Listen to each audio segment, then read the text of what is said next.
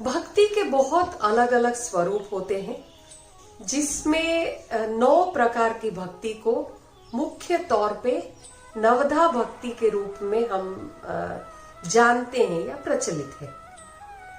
कहते हैं ना, हर एक चीज को नापने का एक साधन होता है, इंस्ट्रूमेंट्स रहते हैं, पर भक्ति कितनी है, व्यक्ति में आदर कितना है, किसी के प्रति प्यार कितना है, वो कभी आप नाप नहीं सकते।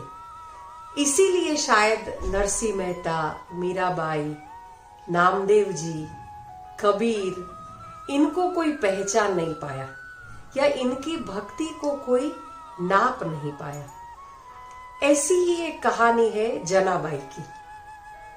एक बार नारद जी तुलसीदास जी के पास जाते हैं और कहते हैं, आपने बहुत सारी भक्ति के बारे में बहुत कुछ आपने लिखा है, पर किसी को आप एक दृष्टांत के रूप में दिखा सकते हैं क्या कि यही भक्ति है, ये भक्ति का साक्षात स्वरूप है।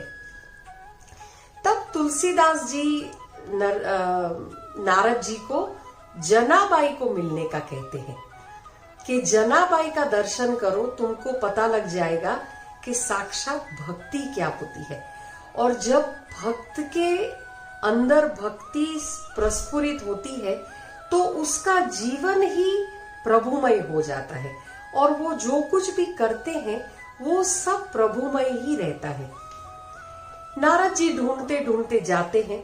ये महाराष्ट्र का सत्य घटना है जनाबाई का। जनाबाई एक संत हो गए महाराष्ट्र के, और बहुत सुप्रसिद्ध संत जिसके जीवन में भगवान के साक्षात्कार के ऐसे बहुत सारे दृष्टांत हैं।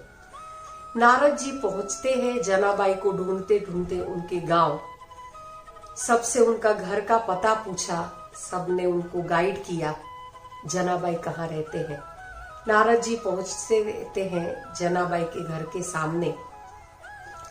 तब नारद जी ने देखा कि 2 महिलाएं कुछ तो लड़ रही है, कुछ उनके बीच में वाद विवाद चल रहा था। तो नारद जी ने पूछा कि जनाबाई कहाँ मिलेंगे। तो एक व्यक्ति ने कहा कि वो जो झगड़ा कर रहे हैं वही जनाबाई है। नारद जी को थोड़ा सा आश्चर्य हुआ कि तुलसीदास जी ने तो कहा था कि वो तो भक्ति का स्वरूप है और वो झगड़ा कर रहे हैं। तो फिर उनको समझ में आया कि कुछ तो उपलों के लिए गोबर के कंडे, जिसको उपले कहते हैं, सुखा के कंडे बनते हैं, उसके लिए वो 2 महिलाएं झगड़ रही है।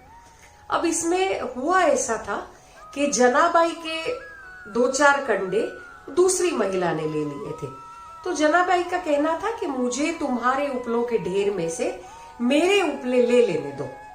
और वो महिला का ऐसा कहना था कि भाई 2-4 कंडे आपके जो आ गए हैं वो मैं आपको दे देती हूँ।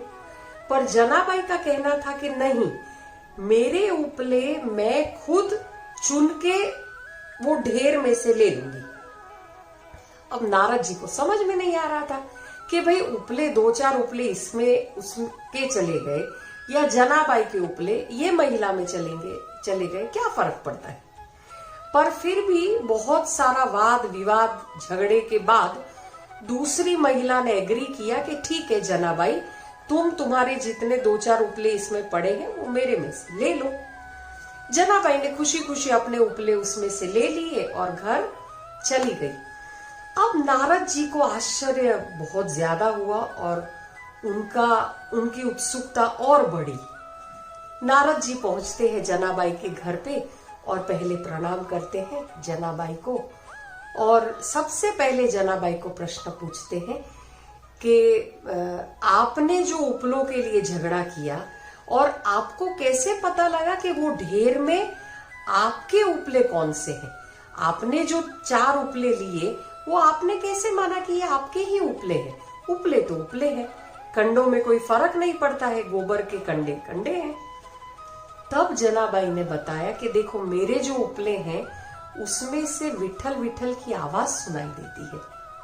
और नारद जी ने वो उपले कान में लगा के सुना तो उन्होंने पाया कि सच में उसमें से विठल विठल की आवाज आ रही थी।